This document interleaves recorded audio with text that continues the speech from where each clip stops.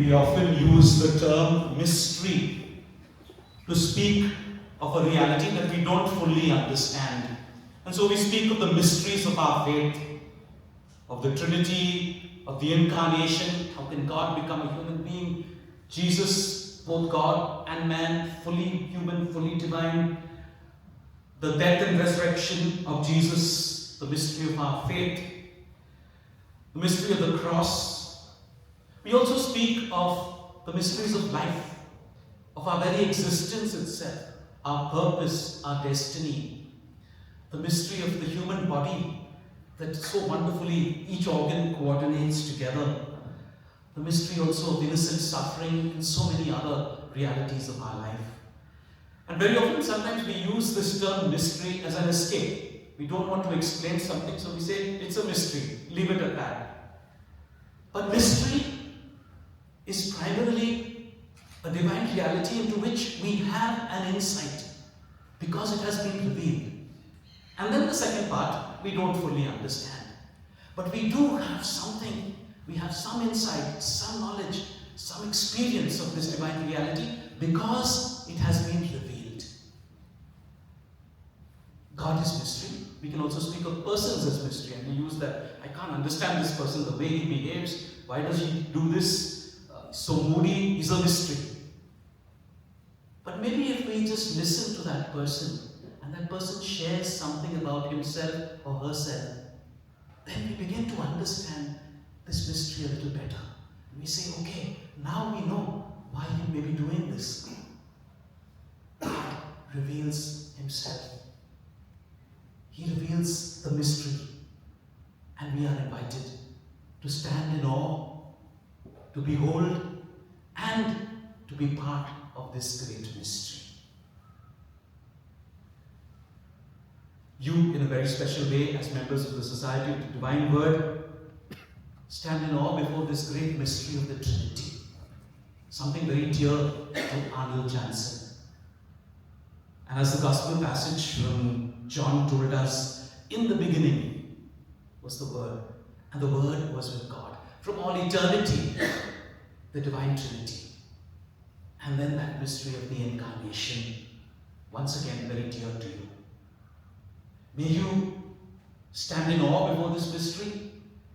May you allow the Lord to touch your hearts and to draw you ever more deeply into these great mysteries of our faith. Our second reading spoke of the length and the breadth and the height and the depth of God's love. Little children sing this song, God's love is so wonderful, so high you can't get over it, so deep you can't get under it. This is precisely what Paul is inviting us to. The vastness of this mystery of God's love, we cannot comprehend, and yet we are invited to share in it, to experience it, and to let that light shine to others. We thank the Lord for calling us into this mystery, for calling us to share, and to let the light of these mysteries shine through our words, through our deeds.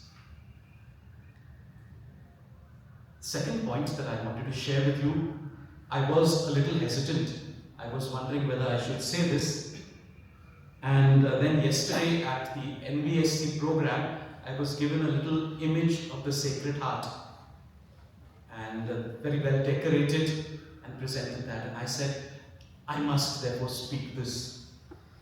It's the contrast between the image of the Sacred Heart of Jesus and the picture of Arnold Jansen. The image of the Sacred Heart looking with compassion, with kindness, inviting sinners to come to him.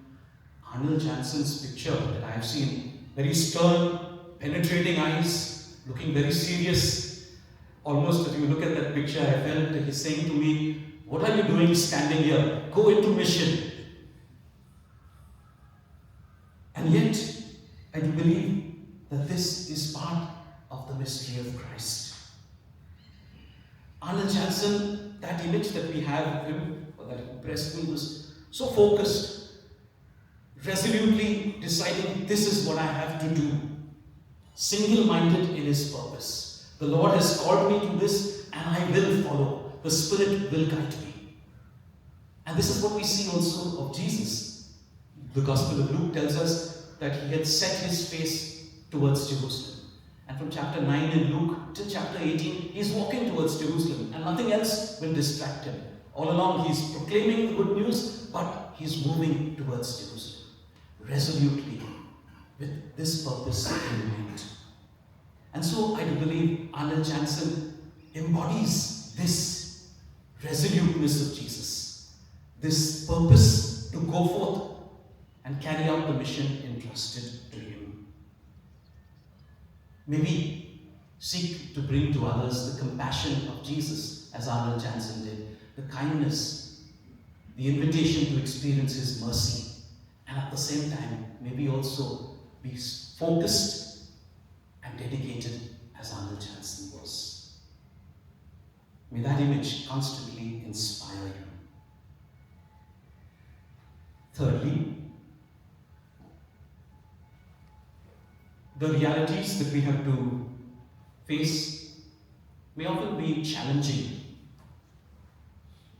We must be ready to face these difficulties, these challenges, just as Arnold Jansen did. He didn't give up hope. There were difficulties. The very first who came to follow left, but he persevered. He was not disappointed. And he trusted in the Lord. And coupled with these challenges and difficulties and this desire to be single-minded is also the joy that the Lord gives us. And that is expressed very beautifully in the readings that we heard today. How beautiful are the feet of one who brings good news. Shout for joy, Israel. Paul tells us we are children of God. We experience His glory. Grace upon grace has been poured on us. Jesus invites us to experience this. We behold the face of the Father in Jesus. All this fills us with great joy. I pray that this year of Jubilee for the whole church and the 150th Jubilee for you as a congregation may truly fill you with joy. That while there are challenges and difficulties and struggles and opposition, we continue giving this light to others with joy. May this celebration that is joyful remain with us and help us to always spread this light with joy. We thank the Lord for calling us to share in the mystery.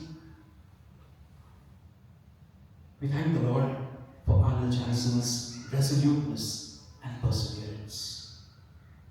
May the Lord fill us with joy as we bring light to all people.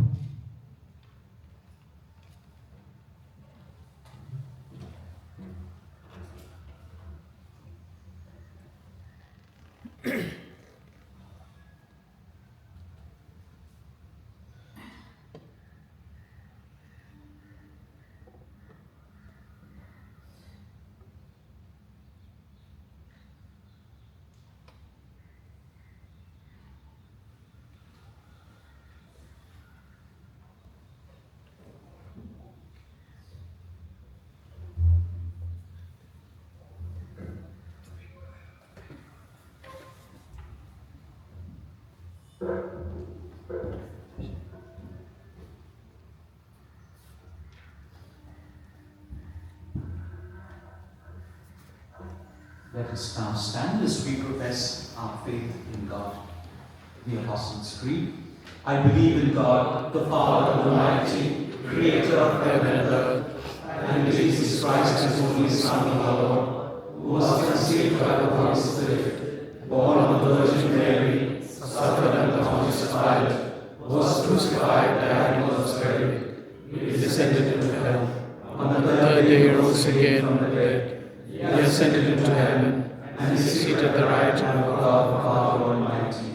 From there He will come to judge the living and the dead. I believe in the Holy Spirit, the Holy Catholic Church, the communion of saints, the forgiveness of sins,